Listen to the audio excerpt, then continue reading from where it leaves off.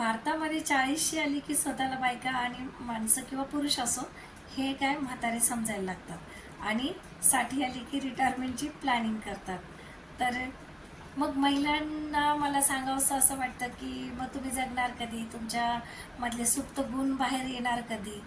जर स्वतःला तुम्ही एकदम डिमोटिवेट जर केलं तर तुम्हाला जगण्याचा आनंद मिळणार कधी. म्हणजे काय, फक्त जीवन यायचं, काम करायचं आणि असंच निघून जायचं, हे विचार तुम्ही मनातून का काढत नाही.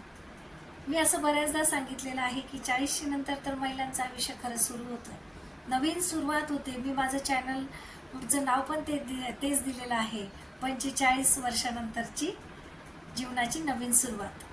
तर नवीन सुरुवात करायची म्हणजे आपल्यामधले सुप्त गुण, आपल्यामधली आवड, आपला छंद हा आपण जोपासायचा असतो. हे बघा महिलांनो, परत वन्स मोर आयुष्यामध्ये नाही आहे. आपण जीवनामध्ये परत जन्माला येणार नाही. हे मला नाही माहिती पुनर्जन्म काय असतो, ह्या गोष्टीवर मी विश्वास ठेवत नाही. तर मी एक तुम्हाला छोटीशी चंद्रू तोमरची कहाणी सांगणार आहे. ह्या स्त्रीनं, ह्या महिलेनं 65 वर्ष वयामध्ये स्वतःला शार्प शूटर बनण्याची इच्छा व्यक्त केली आणि ती पूर्णही केली. 65 वर्षामध्ये त्या शार्प शूटर बनल्या. पण त्या महिलेनं कधी म्हणजे शाळेचं तोंडही बघितलेलं नाही आहे आणि त्यांनी फक्त त्यांना घरकाम आणि शेतातलं काम एवढंच त्यांना माहिती आहे. ना त्यांची वेगळी ओळख आहे, ना त्यांचे फॉलोअर्स आहे, ना त्यांची काही वेगळी आयडेंटिटी होती, काहीच नव्हतं. तरीही अशा याच्यामध्ये 1999मध्ये त्या त्यांच्या नातीला घेऊन याला जातात, रायफल क्लबमध्ये जातात. नातीसोबत चुकून जातात त्या आणि तिथं गेल्यानंतर त्या फर्स्ट टाईम हातामध्ये रायफल घेतात आणि रायफल घेतल्यानंतर त्या बरोबर बैलाच्या डोळ्यावर निशाणा साधतात. अशा वेळेस त्यांना असं आतून त्यांच्यामधला एक गुण जागृत होतो आणि त्यांना असं वाटतं की आपण आता शार्प शूटर बनायला पाहिजे. तर त्या स्वतः शार्प शूटर बनतात. त्यांच्या नावावर 25पेक्षा जास्त स्पर्धा, नॅशनल लेवलच्या स्पर्धा त्यांनी जिंकलेल्या आहेत आणि ह्या एजमध्ये जर त्या करू शकतात तर आपण का नाही.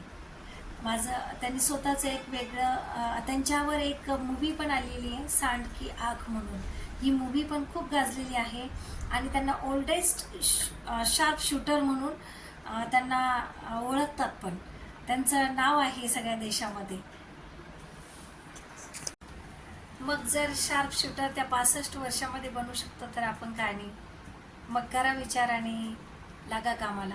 कारण लोक काय म्हणतील, लोकांचा आपण विचार करत बसण्यापेक्षा आपल्याला काय पडतं ते आपण करणं खूप योग्य आहे. मला असं वाटतं 45शी नंतर, 50शीच्या आसपास माणसाला किंवा 50शी नंतरही आपण आपलं लाईफ सुरू करू शकतो. महिलांनी खरं घरात बसण्यापेक्षा आणि इकडे तिकडे गप्पा मारत बसण्यापेक्षा स्वतःमध्ये काहीतरी इम्प्रूव्हमेंट करण्याचा विचार करायला काय हरकत आहे. स्त्रियांनी हा विचार का करत नाही. मला तर ह्या गोष्टीचंच फार वाईट वाटतं की आपला वेळ एवढा अमूल्य आहे. वेळ ही परत मिळत नाही. तुमच्याकडे किती पैसा असू द्या, शेवटच्या क्षणी तुम्ही देवाला फक्त म्हणा की यमराजाला म्हणा की मला शेवटचे 5 मिनिट 10 मिनिट दे. तुम्ही त्यांच्याकडे सगळी संपत्ती जरी आणून टाकली ना, भगवंत ती वेळ तुम्हाला परत देत नाही. हीच वेळ असती आपल्यामध्ये काहीतरी करण्याची, आपले छंद जोपासायची, आपल्या आवडीचे कामं करण्याची. 40-50शी नंतर आपण फ्रीज झालेलो असतो. तर आपल्याला स्वतःमध्ये आपले गुण जोपासायला हे आपण स्वतःच विचार करायला पाहिजे की आपण काय करायचं. थँक्यू.